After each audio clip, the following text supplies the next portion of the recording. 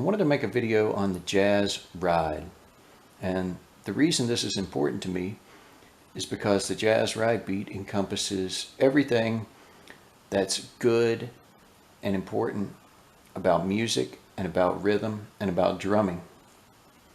And I love the drum set. It's my favorite instrument, and I love to play jazz. It's the best music in the world because it has the right balance of complexity and simplicity and cultural exchange.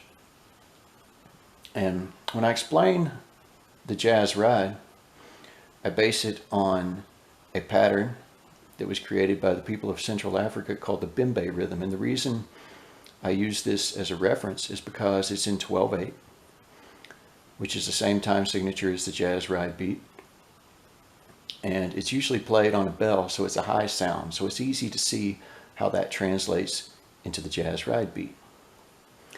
And it didn't just instantly become the jazz ride beat, because the Bembe influenced other beats such as the Bamboola and the Cakewalk, and those evolved from traditional African music with New World influences into jazz.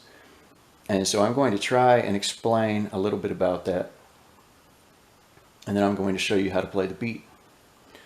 Now the Bembe pattern, as I've said, is in 12/8. It sounds like this.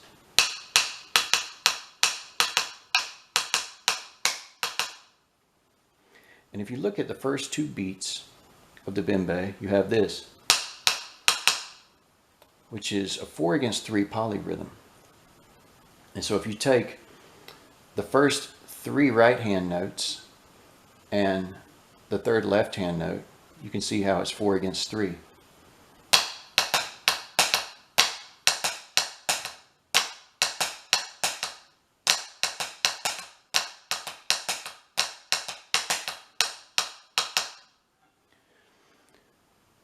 And when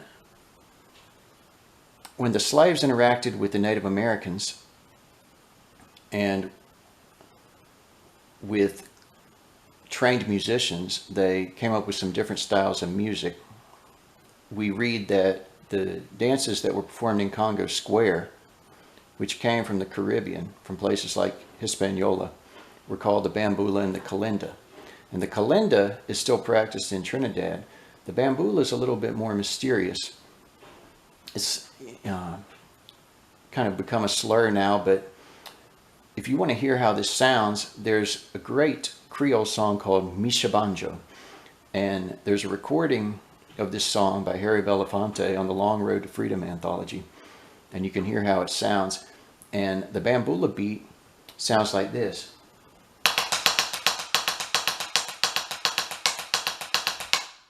And from that we derive the habanera, which is this.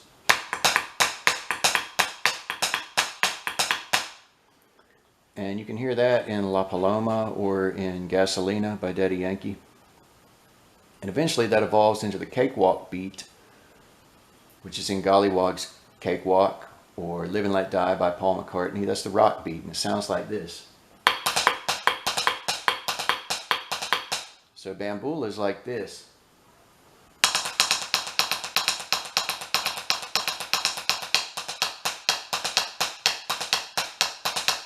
And Cakewalk comes from that. And if you want to get a little better understanding of what I'm talking about, you can listen to La Bamboola by Gottschalk, and you can compare that with the 5 new quadrilles by Glinka, because the traditional African dancing and the French quadrille gave rise to this stylized Bamboola dance. And if you check out those two pieces of music, I think you'll get a little bit better idea of where I'm coming from. But the way you play the jazz ride is you play a paradiddle diddle. And you start this particular rudiment on the fourth note instead of starting it on the first note. So the way you play the rudiment is like this. And I'm going to split my hands between the pad and the cymbal so you can hear how that becomes the jazz ride beat when you start on the fourth note. Don't start on the first note, start on the fourth note.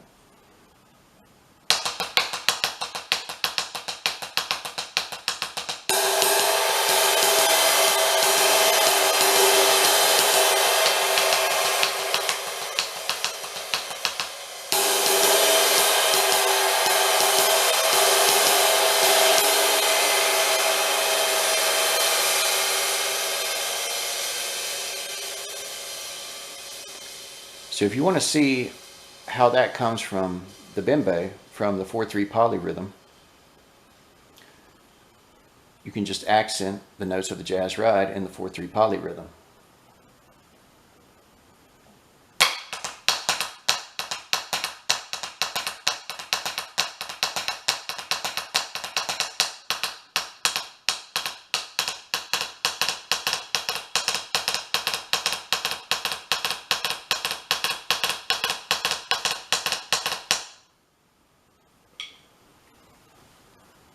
So that's a brief history of the jazz ride. I hope that you'll practice it, and I hope you'll play jazz the way Miles and Train played it, which is to play the popular songs of the day. So don't play old-fashioned music. Play the songs you like, but play jazz. And I think when we get more people playing jazz, then it'll be better for the music in general and better for the drums. So enjoy learning it, and good luck.